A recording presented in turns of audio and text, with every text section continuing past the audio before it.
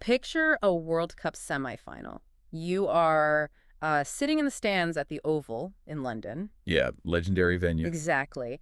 And it's a Tuesday afternoon. You've slipped away from work, and you are expecting a heavyweight fight. Oh, absolutely. You expect tension. You expect the two best teams to just go blow for blow until the very last second. But, well, what if I told you that a match meant to be a crowning athletic achievement turned into something else entirely? Right. Like a masterclass in corporate collapse, panic, and the kind of ruthless execution that really defines a true dynasty. Yeah, the context before the players even walked onto the grass is absolutely crucial here.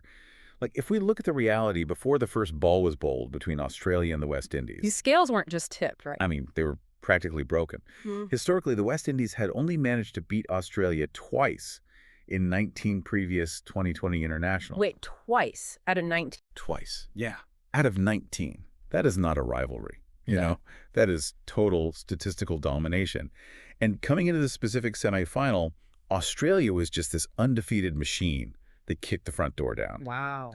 The West Indies, on the other hand, they were limping. They had already suffered 2 group stage losses, and they only made it to this knockout stage because they relied entirely on England eliminating New Zealand in a totally different match. Okay, let's unpack this, because our mission today is to figure out how this specific game, a game that, many feared would be an unmitigated mismatch, became the ultimate stress test for how different organizations handle sudden, unexpected crises. It really was a stress test. Yeah. And that is exactly why this deep dive is for you, even if you don't know the first thing about cricket. Because today, we're using this match to look at a universal problem. When the pressure cranks up, do you crumble when your foundation cracks, or do you have the architecture to withstand an earthquake? It is the perfect lens for that. And the first major stress test came in the form of this psychological and strategic collapse that is just fascinating to break down. Right. Because to understand it, we really have to look at the gap between the West Indies' intentions and their actual on-field reality. I mean, Yeah. they needed a flawless start to even stand a chance against Australia. Which they did not get. No, what they got was a beginning that was deeply, deeply flawed. Yeah, and as a casual observer, those flaws seemed really loud. Like, you read the match report and you see their opener, Kiana Joseph, out there just struggling.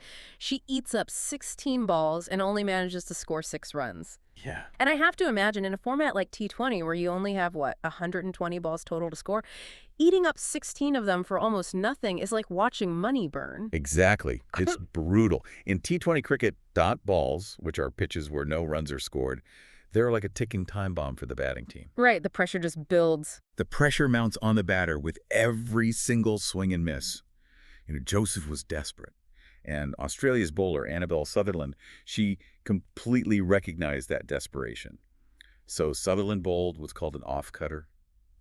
Pause for a second. For those of us who don't spend our weekends at the pitch, what is the actual physical mechanic of an off-cutter? Like, what is she doing? So a fast bowler usually relies on pure speed to beat the batter, right? Just throw it as hard as you can. Right. But with an off-cutter, the bowler drags their fingers down the side of the seam at the very last millisecond of the release. Oh, okay. What happens is the ball loses a bit of its speed in the air, hits the pitch, and then sharply grips and turns inward toward the batter. So it's like a change-up in baseball, but it also violently changes direction. Yes, exactly. It completely disrupts the batter's timing. So Joseph, who was already panicking about her low score, she tries to muscle this slower spinning ball, and she absolutely launches it into the seats beyond long on. Meaning she hits it over the outfield boundary for a maximum 6 runs. Which, that gives you this false sense of hope. You see that and think, okay, she broke the tension, the factory line is moving again. But it's an illusion, Yeah. because almost immediately after, she tries to force the issue again, mistimes it, and gets caught by George Vole at deep mid-wicket. Which is a fielder stationed right on the boundary edge, right? Right, waiting for exactly that kind of desperate, high-risk shot. It was a total flash in the pan. And while Joseph is struggling, you have her partner, Hayley Matthews, at the other end. Now, from what I understand reading the report, Matthews was carrying a ton of psychological baggage into this game. Oh, she absolutely was. Yeah. Matthews is a veteran. She's a core pillar of their team, but, well, she hadn't put up a significant score since the opening game of the entire tournament. Oh, wow. So it's been weeks of just nothing. Yeah. You can feel the weight of the semifinal on her shoulders. Mm. But she actually gets a massive stroke of luck during the power play. The power play is that first section of the game, right, where Yeah. the fielding team is restricted. Yes, so they have to leave gaps in the outfield to encourage big hits. Matthews hits this really difficult shot towards short third, which is a fielding position quite close to the batter, and the Australian fielder, Lucy Hamilton, actually drops it. No way! Yeah, the ball bursts right through her hand. See, if I'm managing a project and we just avoided a massive disaster by pure luck, that is the moment I take a deep breath, reset the team, and say, okay, we got a second chance, let's execute. You'd think so. But instead, we arrive at the absolute turning point of the match. It's the 9th over. The Australian bowler is Georgia Wareham, and Matthews makes a decision that it defies logic. She attempts a lap shot. Break that down for me. Why is a lap shot such a terrible idea in this specific moment? So to play a lap shot, the batter has to radically shuffle their feet across the pitch to essentially paddle the ball behind them. Okay. But by moving her feet that way, Matthews physically stepped away from her own wickets. The 3 wooden stumps she is out there to protect. Exactly. She left them completely exposed. Now, if you were facing a fast bowler, maybe you can use the ball's pace to deflect it behind you. Right, use her momentum against them. Yeah, but she tried this against Georgia Wareham, who is a leg spinner. Meaning she relies on precision and, making the ball bounce unpredictably. Precisely. A leg spinner uses aggressive wrist rotation, so the ball spins wildly off the pitch, against a bowler whose entire job is to hit the stumps you just walked away from. I mean, it is strategic suicide. Wow. Matthews missed the ball crashed into her exposed stumps, and she was out. I was trying to think of the right way to describe this whole sequence because the reaction on the sidelines was telling. The West Indies coach, Shane Dietz, he just buried his face in his hands. Oh, he knew. He knew right then. He knew. And it makes me think of a highly fragile, hyper-optimized supply chain in a business. You know those companies where everything runs perfectly on paper, but there is literally zero redundancy built in? Yes, the just-in-time manufacturing model, where there's no safety net. Exactly. The moment one single link breaks, like Matthews making that highly irrational, ill-advised lap shot, the entire factory floor doesn't just slow down. It grinds to a halt instantly. Right. There is no backup plan, and the numbers back this up in a terrifying way. Because after Matthews falls, the West Indies lose 4 wickets for just 12 runs, all within the span of 17 balls. What's fascinating here is the underlying psychology of that total system failure. When you analyze the West Indies' approach, their entire organizational structure on the field was built on a reliance on individual brilliance. Yeah. They were waiting for one player, Matthews, to just play a hero innings and carry the load.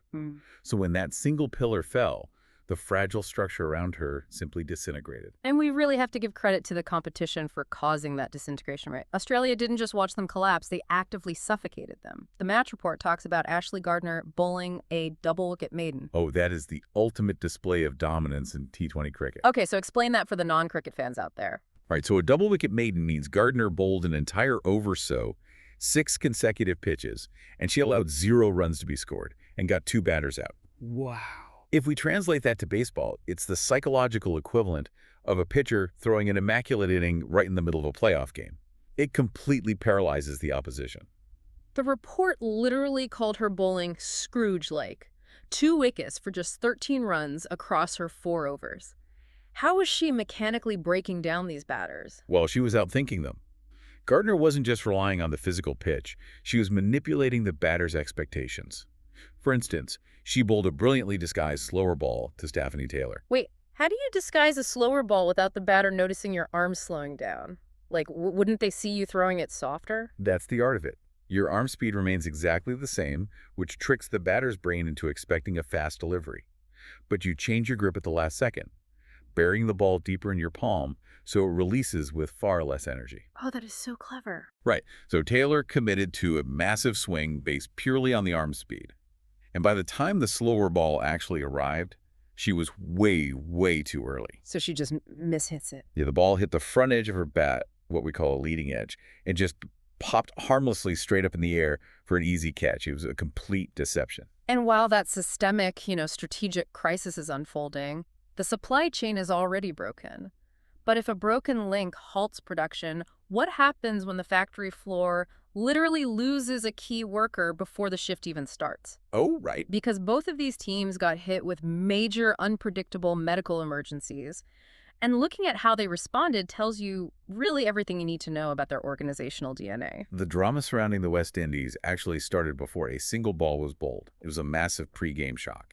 Deandra Dottin, who is their most seasoned top-order batter. Someone you heavily rely on to set the tone. Exactly. Yeah. She suffered an unexplained medical condition right after the national anthems. It was so severe she had to be physically carried off the pitch. Oh, my God. Yeah. She spent roughly 30 minutes in the medical room receiving treatment. That is the kind of event that sends a literal shiver through a camp.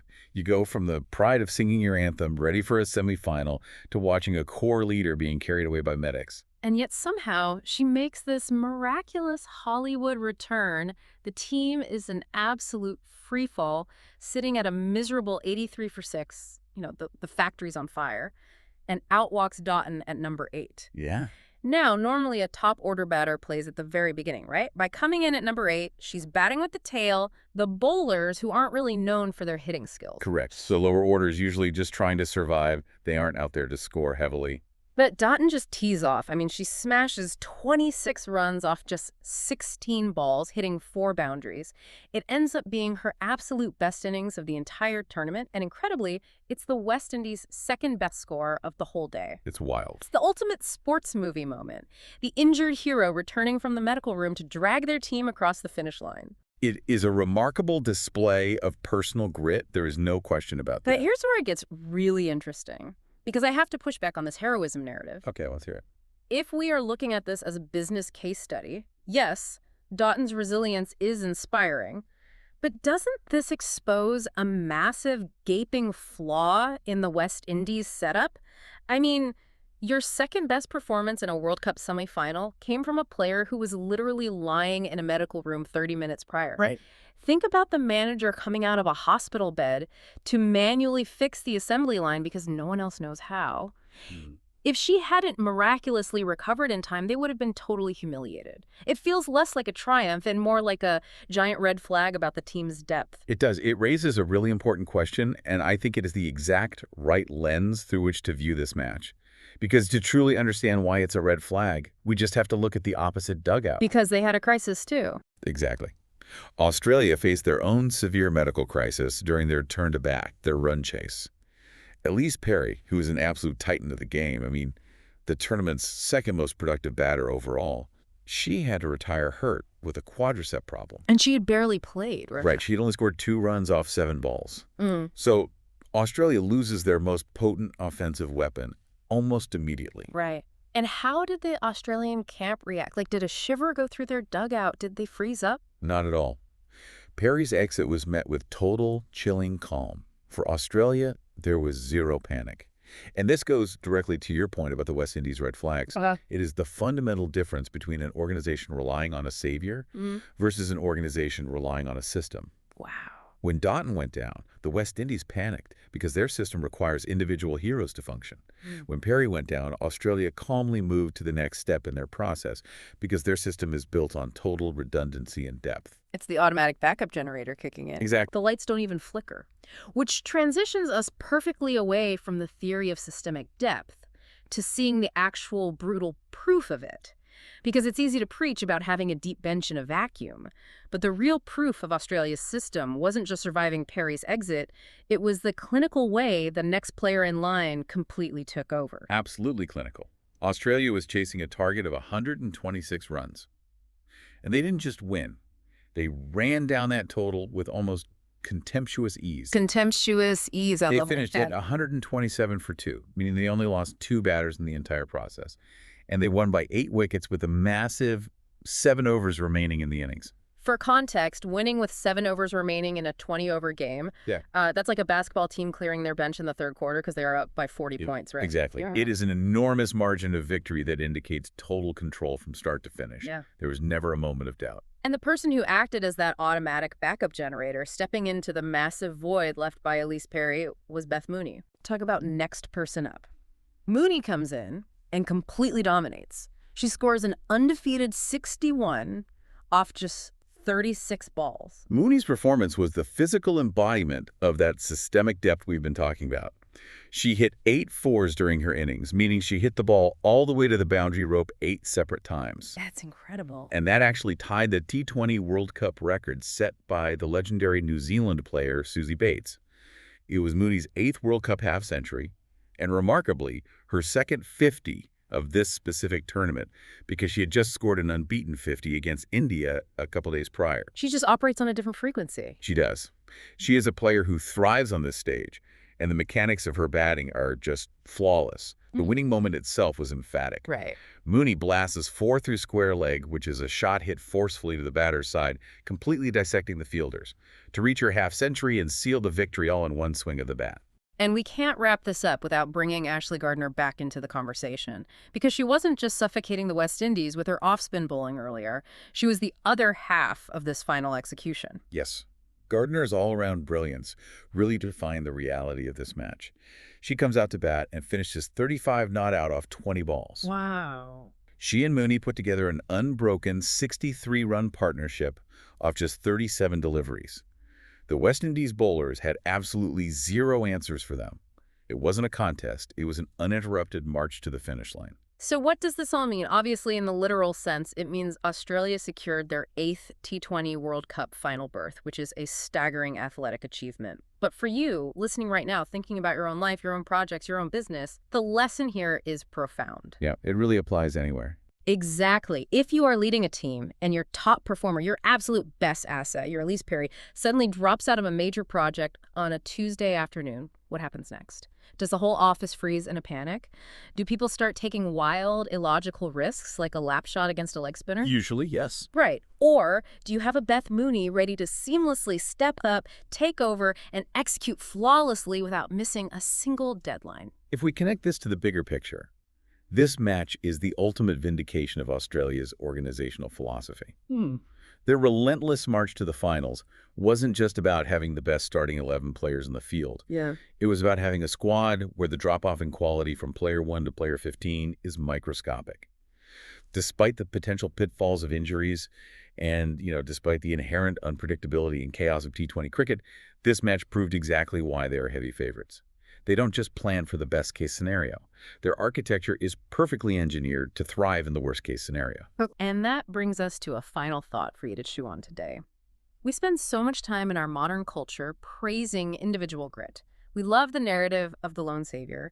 We look at a player like Deandra Dottin dragging herself out of a medical room, fighting through an unexplained illness to top score for her floundering team, and we celebrate it. Me too. We make movies about it. But in high-level competition, whether you are playing in a World Cup semifinal at the Oval or competing for market share in a global business, we have to ask a harder question. Is individual heroism actually just a symptom of a failing system? If your organization requires a literal medical miracle from one person just to post a respectable but ultimately losing result, are you actually defeated long before the match even begins? Something to ponder as you evaluate the systems in your own world. Thank you for joining us on this deep dive.